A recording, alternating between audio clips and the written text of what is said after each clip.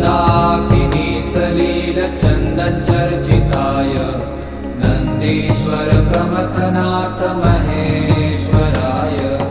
मन्दार पुष्प बहु पुष्प सुपूजिताय तस्मै